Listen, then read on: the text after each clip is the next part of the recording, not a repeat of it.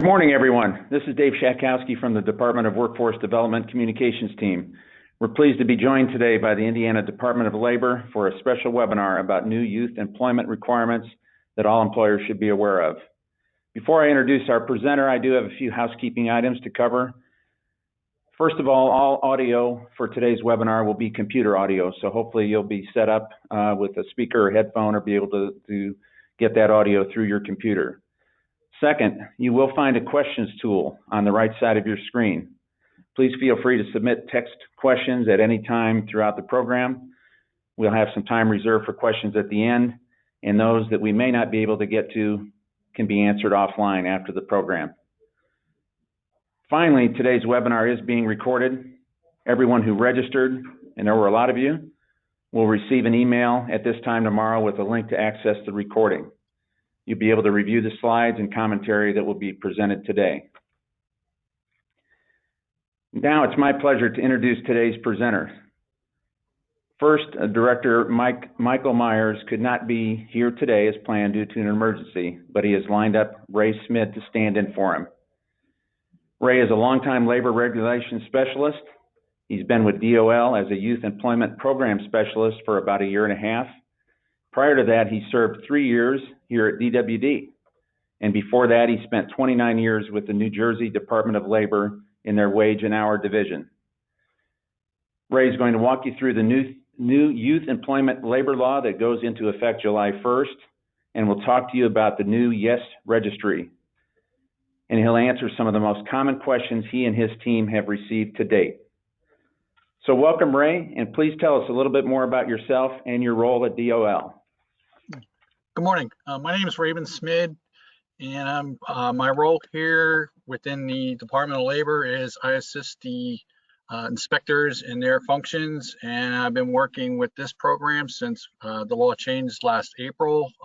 Michael Myers and myself have been putting together this entire program.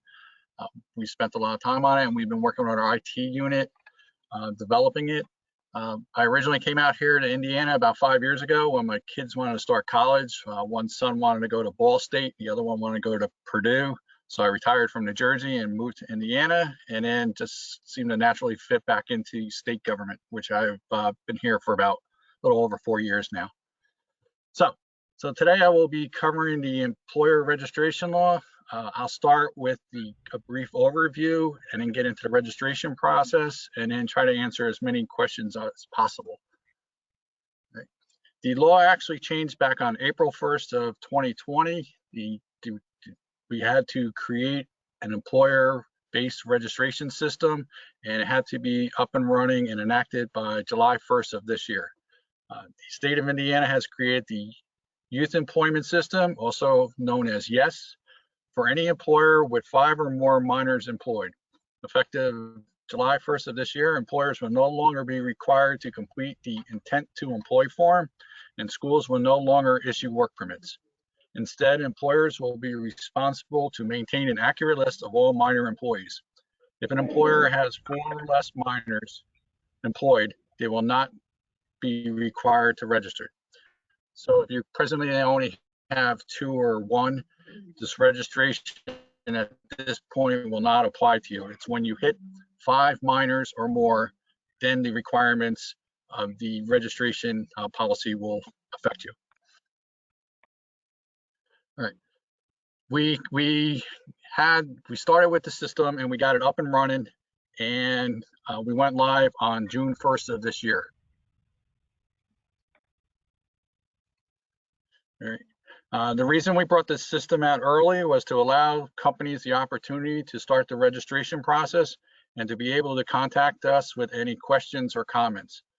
We also wanted to allow ourselves a month to make any changes we felt would make the process easier for employers. We've received numerous feedbacks from individuals, and based on those feedbacks, we have made many changes to the system, and we still have a few more that we're looking to try to get changed by the end of the month.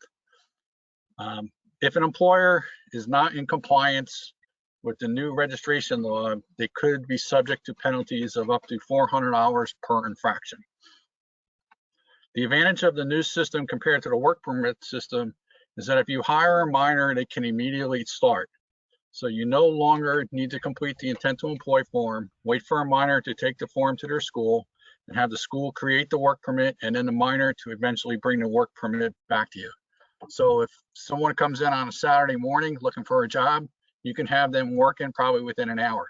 So there'll be no more delay, and especially now with the way the economy and everything's going, and you're looking for people, you can get them working right away, so you no longer have the delay. So this system is going to work out to your benefit. All right. All right. What you need to do to start the actual registration process is you need to go on our website, and above on the top of this page, we'll give you the website link. Once on this page, right in the middle toward the bottom, you will see an icon that says yes, youth employment, click here to begin. So you would click on that right there, and then that would bring you to the next page. And on this page, you can go different avenues. The first one I want to go over is the employer search. For example, people that would be using that would be like a minor. If a minor was looking for employment in a particular area, what they can do is they can click on that. They can just put in their zip code, and then it would bring up a list of all the registered employers in that particular area. So that could help your company recruit more people, because if somebody is looking for work and they see your name on there, there's a good chance a minor might actually come to your establishment for employment, right? And the employer registration icon, that is for the first time that you're attempting to register with our office. You would click on that. And the employer update is for when you eventually have managers updating the minor information. They would click on the employer update. All right. Okay, the process after you click on that employer registration icon, it would take you to what's called Access Indiana. That was a portal that's been created by the governor's office. What you can do from there is you need to input your email address, and you will actually register with them. Even outside of this employer registration, you can use that portal for motor vehicle issues, if you're looking for a fishing license, and other state agencies. It's like one portal that's almost like a go-to for everything site. So you can use it for even additional things other than just this registration.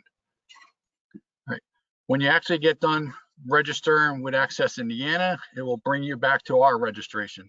And our registration will consist of 3 parts. We're looking for ownership and corporate information, location information, and minor information. All right.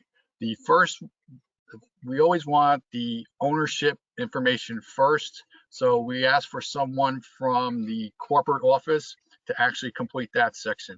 What we would be looking for there is the corporation name, the address, the phone number, email, and a contact person at the corporate level.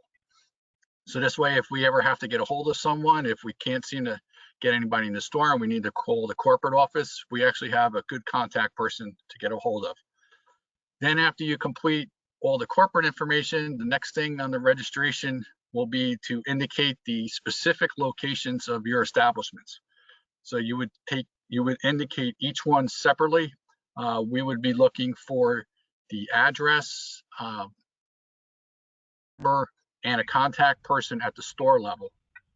All right. So what you have to do is any location that has 5 or more minors, you need to register. But even if some of your locations only have 4 or 3, if you're registering other ones, it might be to your benefit to register all your locations at the time that you're creating the original registration. All right. Then while you're creating the locations, what you would do is you invite various individuals to have access to your screens. So for example, if you have a manager of one location and you want to give him access so that he can go in there and update the minor information, on that screen when you're creating the locations, there will be an icon that allows you to put in his or hers email address, and then they would be sent an invite, and then they would go through the process of registering themselves, and then they have access to your registration screen. And also at that point, if you want, you can put in all your store locations, and then we have a separate icon for invite users where you can put in an email address and invite them to multiple locations at the same time. So this way you don't have to put the individual email address in 10 or 15 times, depending on how many stores you have. All right. Then when your managers actually do get the invite and they come into the system, what we will be asking them to do is just to put in the minor information, which will just consist of the minor's name, their birthday, and their hire date. And then when you hire or terminate minors in the future, the managers just go in and they can put the termination date in, take them right out, or they can put new employees in. And the process for them to actually put minors into the system will only take them about 2 to 3 minutes at the most. It's a very quick system. And what we're recommending is at the time that you're hiring the people and they're filling out their regular paperwork, that would be the perfect time to go in and make sure you do the registration at that point. Because like myself and everybody else, if you don't do it right then and there, especially since you guys are very busy, you're probably going to forget. And before you know it, it's going to be a week or two goes by, and then you would be in violation of not putting the minor information in within the required time. This is pretty much it as far as an overview of the system. Later on, after the questions, I'll give you some contact information, because one of the things when you're actually on the system, there's a feedback button up in the right-hand corner. And when you're actually doing it, if you have any questions or anything, you can just hit the feedback, send us an email, and within that email, just make sure you give us your name and your phone number, because they pretty much all show up on my computer. And what I've been doing is, and I've been noticing, it works a lot better if I call somebody back instead of trying to email them, because as I'm explaining the situation to them over the phone, it leads into further questions and further guidance that I can give you. So try to use the feedback icon and make sure you include a phone number, and I can usually give you a call back within an hour, depending on how many phone calls I get in at any particular time. But we can usually get back to you, within an hour or so. And for the most part, the employers so far that have used it, we've been contacting a lot of them to see what they think of it. And they've been coming back and telling us that it seems very user friendly and they don't really have too many problems with it. And what problems they have come up with have been pretty minor. And for the most part, we've already corrected most of them. So that is basically a relatively quick overview of the system. And I've always noticed that questions and answers seem to be the best way to present a lot of these things. So at this point, I'm going to open it up to questions and just try to further explain all the different requirements that way. So thank you.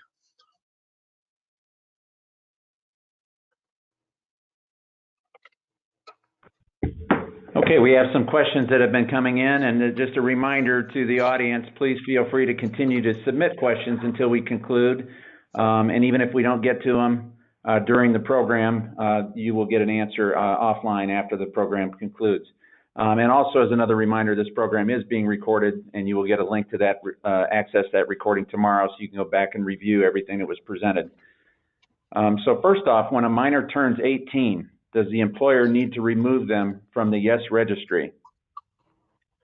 Okay, when a minor turns 18, the system will automatically remove the minor from your current list and place them in your terminated list with a saying that says aged out.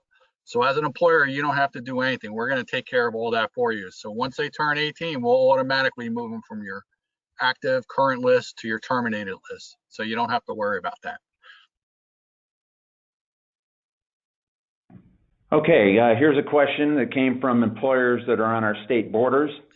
If you have minor employees that come from surrounding states of Michigan, Illinois, Ohio, or Kentucky, do we also need to register them as well? Okay. Under the old system with the work permits, last April 1st of last year, when some of the child labor laws changed, they were no longer required to have work permits. But under the registration system, all your minor employees, regardless of where they live, do need to be included within your registration.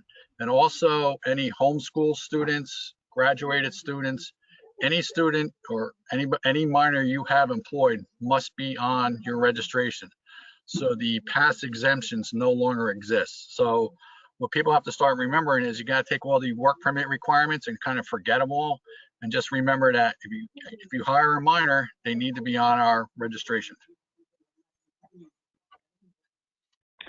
Okay, next, if our company wavers between 4 and 5 minor employees throughout the summer, but we only have 4 right now, should we still set up an account in Yes or wait until we have 5 or more? Legally, you're not obligated to register until you have 5, but if your company goes between 4 and there's a possibility that you're going to be hiring a 5th minor sometime in the near future, we recommend that you go ahead and get yourself registered at this time. This way, if you have any questions or problems, you have plenty of time to get through the registration process and get it up and running. So try to register at this time. Okay. Next, how often should the employer update their minor employment information? Okay, what we're doing is we're requiring employers to update their information within 3 business days. So if you hire someone on a Saturday, you don't have to worry about registering them on that day, because some of the employers have been telling us that the person that's going to be registering the minors might only be working Monday to Friday. So if you hire somebody on a Saturday, you have 3 business days to get that person into the system. So this way it gives you plenty of leeway on the front when you hire them, and also plenty of leeway on the back once they are terminated. So it kind of can build you up to like 5 days if you include the weekend, but it's business days. So we're looking on Monday to Friday, you have to register within 3 business days. Okay. Then there was, just to go back a minute, there were some additional questions in the program that I forgot to go over. So I would like to go over them at this time. Sure. One of the questions was, will the elimination of work permits affect the work restrictions or prohibited occupations for minors? And basically, the work permit system in no way changes anything in regards to the teen work hour restrictions or the prohibited occupations for minors. Those are 2 totally separate different issues.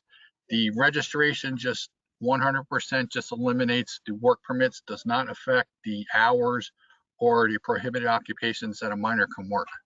So if you have any questions on that, just feel free to contact me and I'll further explain that. All right. Next question was, if I have less than 5 minors and I am not required to register, do I need the potential minor employees to obtain a work permit? As of July 1st, the work permit system goes away. So no minor will be able to obtain a work permit after that date. So if you only have 4 or less, basically you just hired a person and started working just like you would an adult employee. You would have no additional requirements. But just like I said earlier, if you think there's any chance that you might get up to 5, you might want to take that out time at that point to actually register your company and be in compliance. But you will not be cited for any violation, even if you register and you don't keep it accurate. But if you only had 4 or less and you didn't need to register, it would just be strictly your option if you wanted to do it.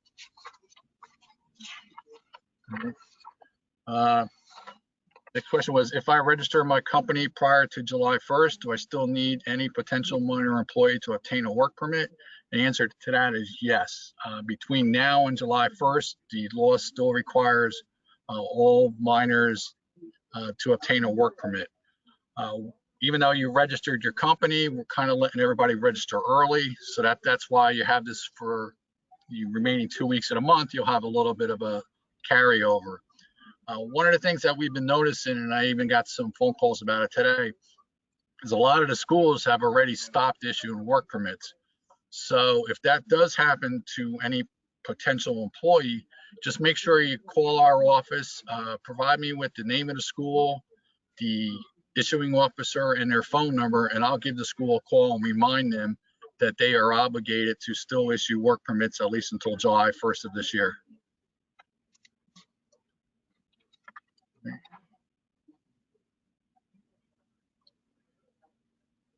Okay, this is a repeat question, but we did replace it with another question that said, do I need to register my summer seasonal temporary minor employees? Those minors also need to be registered. So if you're going to hire a minor and they're only going to work approximately 2 weeks for you or even less time, you're still obligated to register those minors. So regardless of the length of time of their potential employment, all minors will need to be registered on your site. Okay, so those are the additional questions that I just wanted to get into. So if there's more questions, feel free. There are quite a few more questions, so I'll get to those. Apologize if there's any repetition. There's a lot coming in, and we're trying to go through them. One quick one, though, to start off with. Can you can you repeat the YES website again? Yeah, I'll go back to it. Okay, it's dol.in.gov/youthemployment.htm. Okay. Next one, do we need to register current minor employees or only new minors? Okay, when you actually create your registration, you'll have to include all your minor current employees. And then as you hire employees, you would add them to the list. But the list must include all your current employees. So if you're doing it today, anybody that you have on your payroll that's a minor, you need to include them onto the registration. Okay. Who do we put as owner name when there is no specific owner? You can just give us whoever has the title of president or anybody that has the highest title within the organization. Just somebody at a level that if we had any kind of legal information that we needed to provide to the company, we could send it to them. Okay. Do we need to still have the parental letters on file as well, or can they do the form from the portal? You still need the parental permission slips. Will have no effect on the registration, so that requirement is still the same. So you would still need the parents. You still need the parents to sign off to allow the extra work hour on a night before a school day.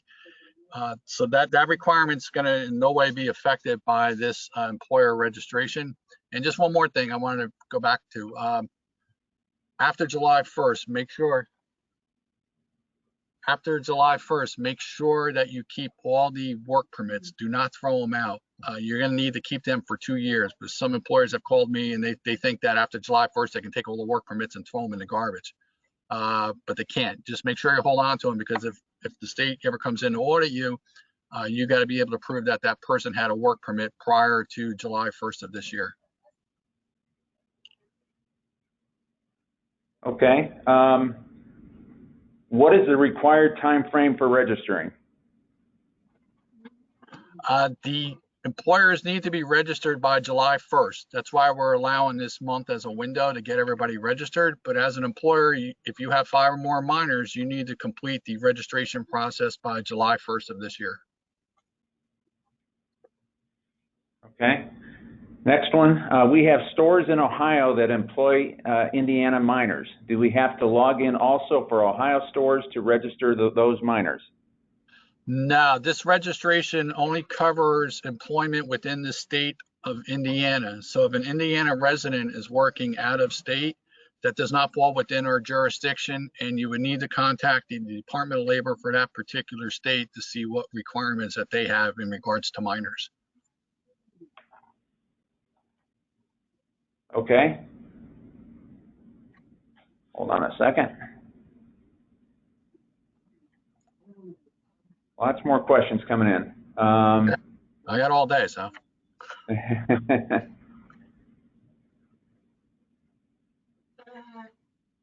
we have multiple departments with separate addresses that hire minors, do we need to register each of those addresses or just the main town hall address for all?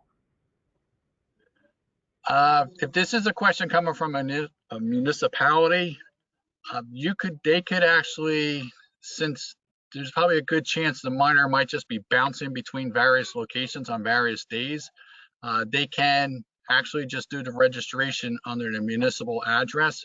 But if a person is permanently assigned to a specific location, then they would need to create it under that location. But for the most part, the municipality, since the kids move around, they're not in the same place the same day, they can just do one registration and just put everybody under the municipal address.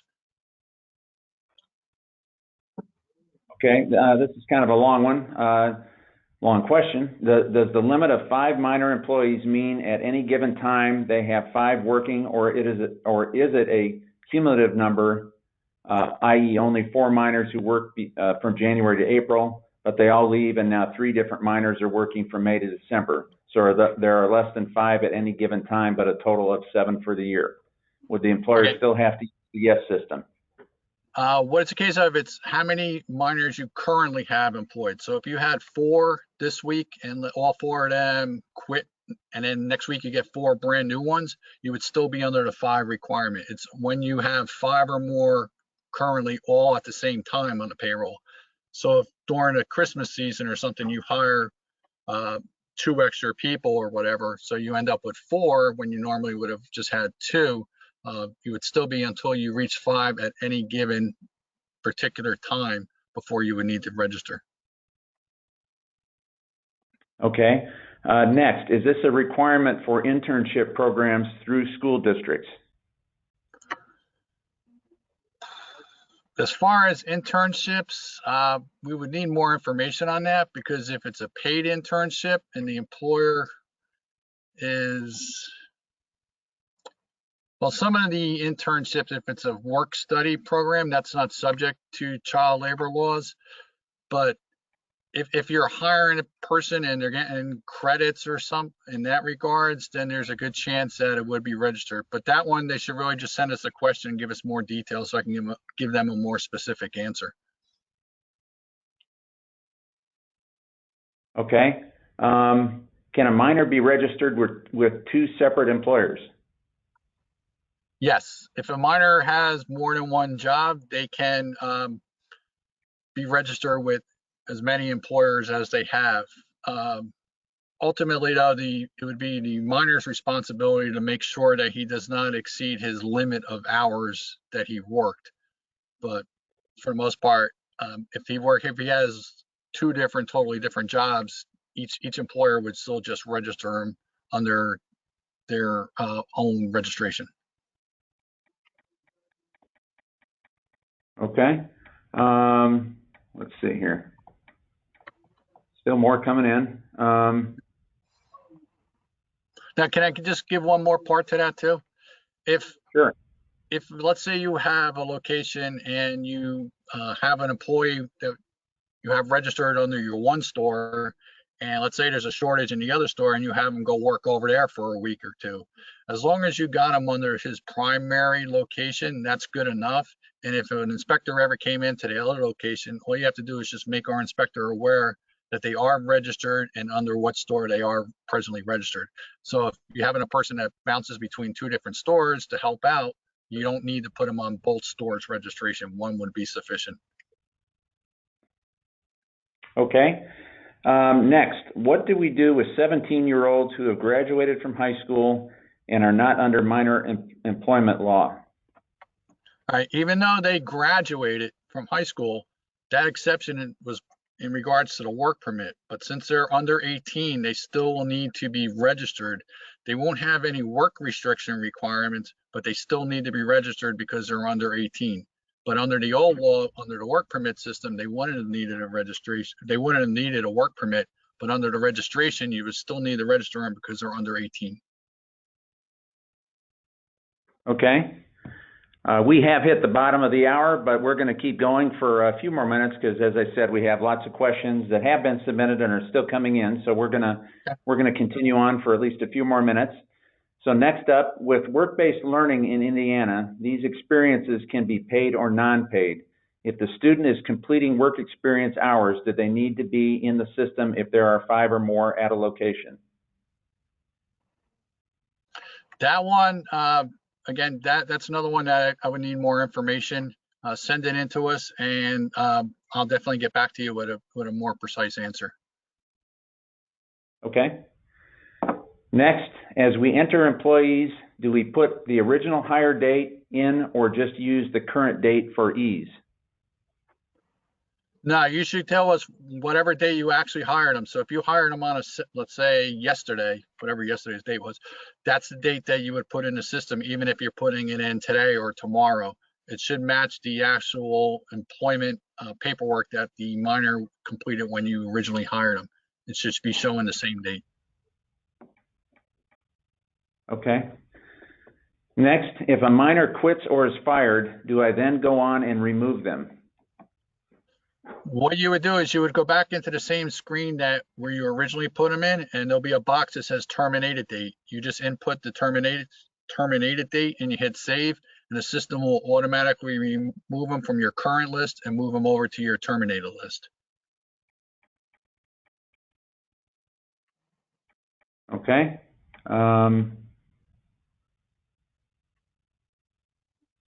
Let's see here. Give me just a second. Okay. If I'm hiring a 17-year-old that has quit school, does she need to obtain a work permit from the district in which she lives, or is registering her enough?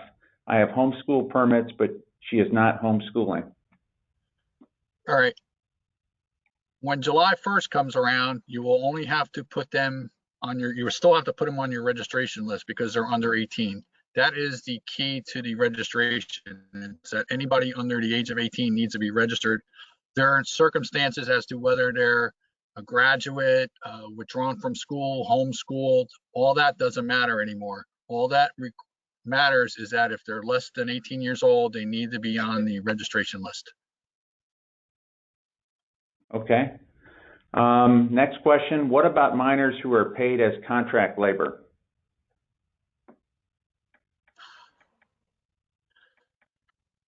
There you would get into a different situation. That's another one where if they're going to consider them a 1099, we would have to look into whether or not they truly are a contract labor or if they should have been considered an employee. So if they should have been considered an employee, then they should have been on the registration. If it's determined that they're a legitimate independent contractor, then no, they would not need to be on your registration because they're not considered your employee. But in that circumstance, the employer should definitely contact DWD and also contact Department of Labor to make sure that the person is being properly classified. Okay. Next, as a large employer who hires daily, will there be a way to import information by file, or will every entry need to be done manually? Presently, every entry will need to be done manually. You will not be able to go in and put in 10 different employees at the same time. The way the system's set up right now, it's just each one has to be entered separately. At some point in the future, if possible, maybe we can change things so you can both put in employees, but at the present time, it's each one has to be done separately. Okay. Next, we have 13 locations, all with separate FEINs. Can we create one account with all 13 locations and give access to each manager just for their location, or should we create an account for each location? If you as a parent company have 13 different locations, if you want, you can create that all under one umbrella and then just go in and give each individual manager access strictly to the one store or however many stores you want to give them access to. But if you want to do it all under one, that's fine with us. Okay. Next, once the minor reaches the age of 18, do we need to remove them from our list, or do they fall off in the system? We will remove them for you. The system would automatically take them from your current list to your terminated list, and it would have under the notes, it would say aged out. So the employer doesn't have to do anything. We automatically do it for them. Okay. Next, if you only have your grandkids working for you, do you have to file them if it is more than 5? Yes. You should put all minor employees, regardless of if they're family members or not. Everybody should be on there. Okay. Next, what happens if you don't terminate them like a seasonal employee that will return the following year? What you would need to do in that situation, I had that question actually come up yesterday. If you're actually taking them off of your payroll, then you need to put them in as terminated. If they're still going to be considered an active employee, but just with no hours, then you can leave them in your registration and not terminate them. It's just strictly how you separate from the minor during that time frame. So if you actually terminate them and then rehire them, what you would do then is you would just go back into the system, go over to the terminated side, find their name, and you click on the button and you can put the rehire information. But if you're still going to consider them an active employee just with no hours, then you just leave them under your current status. Okay. Next, if I have 3 currently, but anticipate more this summer, do I register July 1st with just the 3 or wait until I hit 5? The option would be up to the employer, but we recommend that if you think you're going to end up with 5, you might as well register now and get it set up just in case you have any problems. We can help work it out, and the system is ready to go, because last thing you want to do is all of a sudden end up with 5 and not realize that you haven't actually registered because it's been 3-4 months since you've thought about it. So we recommend at the time while you're thinking of it now, and if you're going to have to do it in the future anyway, you might as well do it now and get it over with. Okay. There are some other questions, but I think most of them are duplicates or things that have already been covered. So I think we were almost 10 minutes past our scheduled time, so I think we'll conclude the question portion, and just wanted to turn it back to you, Ray, to see if you had any final thoughts or comments before we concluded today's program. Okay, if you want to get a hold of us, the best way to do it is to send me an email. And on this page, it has the email address of youthemployment@dol.in.gov. Just make sure when you send me the email, like I said earlier, just make sure you give me a phone number and a person to call back to, and I'll get back to you at all the answers that you need. And if you would like some additional training, just also send us an email and I can assign it to one of our inspectors for your area, and then they will contact you, and our training's free. They will go over everything in great detail for you and come out there and just try to help you out. We're here to help you through this.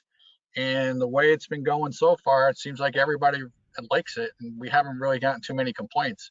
So it looks like this might actually work pretty good. And like I said, anything comes up, just feel free to give us an email, or that's our phone number. But right now, your best way to get a hold of us is by email. So that's it. Thank you for all your questions. Okay, and thank you, Ray, and thank you to all of you in our audience for participating today, learning more about these important developments regarding youth employment in Indiana. I'd like to thank DOL for their partnership with DWD to help us getting the word out to employers throughout the state of Indiana. Thanks again, and have a great rest of your day.